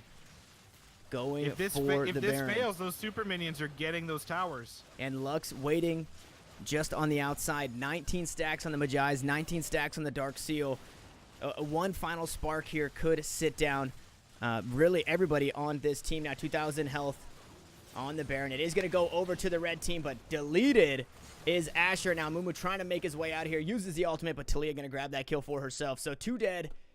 And now only a Baron, I believe, on Sivir and maybe that Braum. Yeah, did the Braum respawn in time? That's the question. He did. He does have it. Now so Baron. 2 champions on the side of the Penguins that have that buff. And overall, a solid fight and a solid pickup from the Kamikaze Penguins. Able to find Talia biting off again, or just being a little more ambitious, trying to take the rest of the jungle as the team is respawning. They come in, get the pick, and then really able to just use that to turn that fight around. Lux not able to find her way into the fight. Talia, a big carry, being dead. And then they find the 2v1 onto the Kaisa. She does trade one back, though. That Kaisa, very, very scary now. Has 3.5 items built. Working on that Zeal item. And Lux, 25 stacks on the Magi's.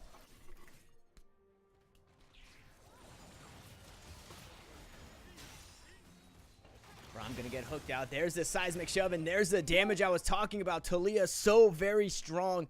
She's got the completed death cap. She also has the twin shadows here, so she's going to be able to use those ghosts to land the slow, and then use that slow to help supplement her CC. She is forced to flash away there. Manzafurg stepping up, trying to find a kill. 650 gold shutdown for the Talia. So still kind of looking for that kill on one of your carries. Absolutely.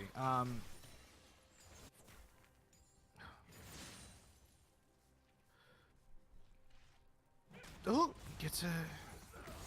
There's the Glacial Fissure. Fear Beyond Death is on. That's going to proc the Sterix, but that's going to be a kill there. Asher the Heathen picking up a kill on that Aurelia. It's now a 4v5 as 4 members. Here comes Sivir bringing up the rear. Push down this mid lane. Kamikaze Penguins trying to find some gold for themselves. That was 2 ultimates used to kill the Aurelia, so that is something to take into account for this next fight. You know, did the Urgot have to use Fear Beyond Death to finish that fight? You know, debatable. He might have wanted to save it for the next fight because HTS is definitely gearing up to fight them here. Yeah, and I think with Manzafurg, it looks like he's working towards that GA. Urgot, I love you, and you're a great player, and you're going to do great things for your team this game, as we see a pause coming out here. But I would definitely like to see them trying to put those kills on their carries. Sivir wasn't there. She was farming up the jungle, trying to keep herself ahead in gold there. But Corki in that fight, they may have been able to kind of pass that over to him and allow him to really like force himself into these fights. With that GA, he can play a little more aggressive. Yeah, pretty much. I think I'm having a computer issue. I'm gonna try to fix this quick before the game's over. Yep, no problem. We see now Cloud Drake going over to the Kamikaze Penguins. So 2 Cloud Drakes for them. That's going to keep them nice and speedy as they move around this map. And now Urgot split up from the team. He dashes forward, but he hits the seismic shove. He pops his stopwatch here, but he's going to be cut out. Final Spark will be used, but Find the Light finding the kill there. Now 15, 3, and 10 on that Talia is level 17, the highest level in the game. And now 4 members pressuring this mid lane for HTS Gaming. And it looks like they might make that rotate up to the top lane. Again, this mid inhibitor already down. They want to open up this map a little bit more. Aurelia now grouping up here. Urgot dead for another 20 seconds. And Kamikaze Penguins have to be careful pushing through this jungle here. Now, Manzaferg a little ways behind his team. Amumu might be looking for some flawless duet onto 2. There is the death sentence onto that Brahmin. Absolutely deleted. The damage is just too much between these carries. That is another member dead. Now a 3v5 in this top lane. Kamikaze Penguins forced to play defensively and just try and wave clear. Here comes the Weaver's Wall splitting off the team, though. Has to drop it. Thresh goes down, traded over, but another kill for the Talia. A beautiful combo here. But now here comes the Amumu. He's got the ultimate down onto 2. Shutdown gold going over to Asher on that Urgot. Another kill traded over, but Kaisa on the backside uses the killer instinct, has the shield underneath the turret. It doesn't matter. Absolutely huge here. A triple kill for that Kaisa. That is all 5 members dead. Braum coming up here in 10 seconds, but may not be enough to defend this base. Pazzo farming up this top wave here as the minions are crashing. Kaisa getting this mid lane pushed. And like I said, Braum probably not enough here to stop Kaisa. So this mid inhibitor is going to go down inside the Kamikaze Penguins base. And with this, they might just look to reset. Baron coming up in just over a minute. Infernal Drake also next dragon on the board. And now we're seeing an 8,000 gold lead for HTS Gaming. Yeah, that's a pretty substantial gold lead. Got my issue solved, so I'm back for the rest of the cast, hopefully. Awesome. Yeah, just this Thresh pick in both of these games has been so huge. Finding these death sentences onto these targets, and then a lot of that is just supplemental CC for Talia to land the rest of her combo as well. And as I was saying before, with a few items, Talia absolutely deletes people, and her abilities are CC. So she has the Landry, so she's getting the 2.5% maximum HP damage burn on top of all the rest of the damage that she's doing with that Rabadons, with the 12-stack Magi's. Just huge in these fights, and the team doing a great job keeping their captain ahead. Yeah, I mean, actually, both teams are doing a good job of keeping their captain ahead. Mansferg is the strongest member of the Penguins, and at the same time, Talia. We have another pause. Another pause coming through. Tribbles having some issues again, and yeah, a sizable lead on that Corki over the Lux. Now 2,500 gold over that Lux.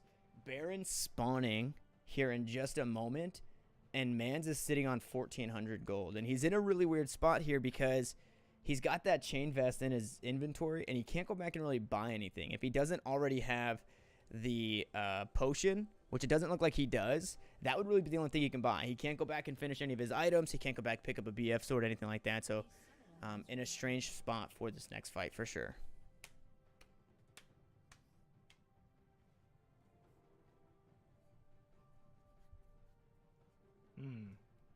Bit of a longer pause than the last one was. Yeah, did reconnect here, so hopefully coming back soon. Yeah, should be. One thing that I really like here, it's a slight opening that the Penguins have. They have 2 Cloud Drakes. Their maneuverability around the map is greater at this point than the maneuverability of HTS. If they can figure out how to use that to their advantage, if they can figure out how to position themselves to get a good flank or to get a really good team fight with their positioning, that's one way that they can get themselves back into this game. That's one way that they can turn it around and get some objectives. Because those Cloud Drakes are just free stats. Didn't cost them any money. Just free stats helping them out. Try to take advantage of those. And I think one thing that's paying dividends towards this lead is the vision score on these champions. Now, Urgot well ahead of that Aurelia in his vision score. But if you look at the jungler, 54 to 25. You look at the support, 76 to 48.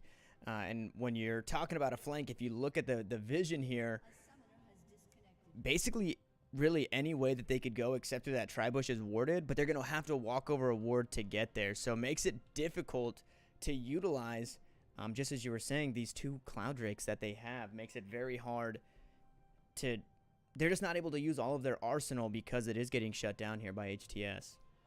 Basically, and like you brought up vision score, that's a good point. I mean, you look at the vision score that the Thresh has for HTS, 76. That's an LCS number for vision score. Like, you only see anybody with vision score numbers like that if they're on an LCS team or an academy team. Yeah, and I think we can also attribute his play to some of that as well, with the death sentences, the flash flays. Very difficult to hit. It's not as easy as you would think. That flay works really wonky, but he's able to pull it off on that Thresh and just ultimately looked good. Mm-hmm. Yeah. I mean, there are a lot of different ways. Oh, sorry, I'm getting confused with my own wording. Let me start up. There are a lot of different champions that Thresh can counter just with the way that he uses the flay. For instance, one of the famous ones is when Leona comes in with her E, Thresh can actually stop that with his flay if he flays her away. The timing is really precise, but it can be done. That's a really famous example. But there are a lot of other ways for champions to engage where Thresh can just stop it with that one ability. Yeah, and I would imagine that goes the same for Amumu's bandage toss. I probably could take a look back and see if he's been able to do that this game. But yeah, just doing a great job, and so much peel, so much survivability, able to get this Kaisa ahead now. She's sitting on 4 items, and she has that QSS. So even if Amumu doesn't hit the bandage toss on her and manages to hit her with the ultimate, she's just going to QSS and kind of run amok on this team. She's positioning very well. Getting kills in 2v1s against the 2 carries, against the Cork and against the Sivir. Absolutely insane play so far, and we're seeing it in that score, 15-7-6. Yeah, definitely. I mean, in the QSS, a lot of people call it a tax because it doesn't give you offensive stats. It gives you defensive stats. You buy it because you have to, not because you want to. But at this point, her team is so far ahead, and even just herself with her gold, she's 3,000 gold up on the opposing AD carry. She is 2,000 gold ahead of the highest amount of gold on the Penguins, which belongs to Mansberg. She's still 2,000 gold ahead of him. So she can buy that QSS, and it doesn't really put her behind. She's already ahead. Yeah, and you can see that her build is exactly the same as the Sivir's as far as the items go. 4 items, and that gold lead just allows her to have that extra. Now, Sivir does have the spell shield. Kaisa just counters that with, hey, now I have a QSS. So basically the same as your spell shield, and I'm going to be doing just as much damage, and I've got some extra resistances. Yeah, the only real hope to counteract that QSS is if she gets hit by multiple forms of CC by the Penguins, which, luckily, they have Amumu, Urgot, and Braum to all do that. The problem is getting to her to do that, because they have to go through the entire rest of the team to do so. Yeah, now we see this pause coming to an end here, resuming this game. Baron spawning. There's the hook onto that Urgot, and their damage is there. Find the light, picks one up now. Mumu stuck in the middle of 4. A double kill so far. They do manage to trade one back onto that Thresh, but it's a 3v4. Kaisa and Talia looking for blood here. Concussive blows is on. Ooh. Not going to find the glacial fissure there, and it looks like HTS Gaming is just going to walk away from this one and pick up that Baron. Yeah, that's a late ultimate by Braum. I mean, even if it did hit the Talia, nobody else was really there to help engage on it, so kind of a wasted opportunity. And no way for this to be stolen. The Baron is dead. Kaisa gonna pick that one up. Smite not needed. And again, a 4v3 here. They might look for a re-engage. Kaisa goes in with the supercharge. Drops the Acathian Rain. Here comes the Lux. Finds the binding onto Braum. They find the damage, and Pazzo picks one up. Here comes the Weaver's Wall. Talia trying to end the game on this push. Manza Ferg is going to get deleted, flashing forward. There's the Killer Instinct closing the gap. That's going to be 3 now dead. Urgot and Amumu are alive, but do they have the damage to keep this base up? One Nexus turret going down. Urgot on the backside, trying to find some poke, maybe looking for the minions. Both Nexus turrets going down, and Kaisa absolutely deleting that. Amumu now stuck in the middle of 2. Can't get back to his fountain. Urgot forced to run away as well. Look for the kill, but there's the ace, and there's the game. HTS Gaming 2-0 in this 2-game series. Yeah, I mean, really the Penguins probably engaged at the end. I'm guessing, obviously, team cuts, but they probably made that last engage because, you know, they felt it was now. Yeah, they felt that it was a real opportunity to really try to do something. Yeah, that was really it for them. And unfortunately, I think maybe a little bit of miscommunication coming off of that pause. They may have felt a little awkward. As soon as the game unpaused, the death sentence was coming out. They picked up the Urgot. Braum not able to get his ultimate off. So maybe a little bit of miscommunications, but again, just great play across the board for all of the players on HTS Gaming.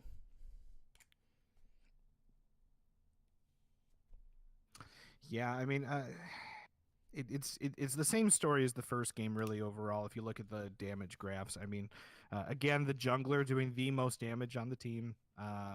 The AD carry, the AD carry and the jungler both being in the top 2 for damage on the team is what I should say. Mm-hmm. You know, they're both just being absolute monsters for their team. Just really doing most of the heavy lifting in these team fights for damage. You know, one thing I gotta applaud the side of the Penguins for is because, you know, like, they may have been down both of these games by a lot of gold. Even if they don't realize how much gold they're behind, they can just look at the items in the CS and know how far behind they are with those numbers and those items. And you know, I have to applaud them for not giving up. I have to applaud them for continually trying to turn it around and putting their best foot forward and trying to make things work. And, you know, that really... I don't know if that's totally because of Mansferg or if that's because it's a team effort, you know, because they're trying to make this work and they're all putting their best foot forward. But, you know, either way, props to the team for that. It's really hard to have that mindset when you're that far behind, but good on them for giving it a shot. Yeah, absolutely. And they were able to pick up some of those fights or some of the kills in skirmishes. Again, I think their biggest downfall was because they played so very well, but I think it was just the vision, unfortunately. A few kills where Mans is starting to get ahead, but then gets picked off, or Amumu looking for a gank, and Talia just being there for the counter gank, so not really being able to track that jungler very well. And again, both games, Find the Light kind of runs away with it, but I also want to shed some light on Tuition Fee. She played the Ahri last game, played the Lux this game, and again, didn't have crazy, amazing performances, didn't do the most damage in the game, but just really supplemental picks. The charms in the first game, and now the light bindings with the follow-up damage in this game. A lot of the kills going over to the Talia, but most of them were kind of on the back end of a light binding on one member, or a light binding on 2 members, or even a death sentence from the Thresh. So really just being able to play around that pick that I was saying is so hard to hit that CC, they played it really well. Yeah, for sure, for sure. Do we want to bring any member of HTS in here for a post-game interview, perhaps? Yeah, we can reach out and see if somebody is available.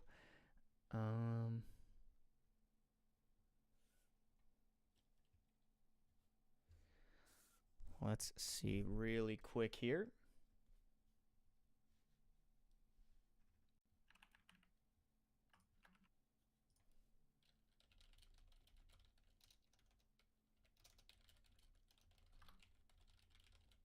I mean, if not, that's fine. We don't necessarily have to do a post-game interview. Yeah, it looks like they're kind of starting to trickle out of the Discords. Yeah. A couple members already leaving. But now HTS Gaming taking the #1 spot in the Noxus division. So we will definitely have to, moving forward, maybe set something up where we can get one of these guys in and kind of just talk to, you know, really, you even want to hear from Mans here and just kind of what the mindset behind the team is to play so well when you are down. Very, very tough. And then also Find the Light. kind of just hear from him a little bit. I believe he is the highest rank in the game, so it definitely doesn't hurt to kind of hear from captain to captain what he does to kind of keep his team in the game and allow him to really snowball like he has been doing. Yeah, definitely. Yeah. But I think with that being said, that is going to wrap things up here. As we said, 2-0 HTS Gaming. GG's to them. They are the number 1 seed now in the Noxious bracket, so we'll have to see how that plays out for the rest of the season. Is there anything that you would like to say, to add, or anything like that before we close things out here? Other than, hey, we're only halfway through the season. Actually, not even, because we finished. But, we have a lot of games coming up. We have a lot of really good matches heading your way. I mean, and I know this is my team, and I'm not trying to hype up my own team for the sake of it, but it's Bronze 5 Age against Defiant on Thursday, and that's going to be a pretty big grudge match. We consider ourselves to be each other's rivals in our division, so that's one game to look out for this week if you want to watch two teams really go at it. Absolutely, yeah. You guys have played against each other before in the past, so bringing it over to the Casual EAL is going to bring that extra spice to it. But with that being said, guys, that is going to close things out here. This is Casual EAL. Casual EAL on Twitter, Casual Esports Amateur League on Facebook. Make sure you follow us here if you want to catch the future games and you want to catch that huge rivalry match on Thursday. Thank you guys for joining us for HTS Gaming and Kamikaze Penguins, and we will see you guys in the next one.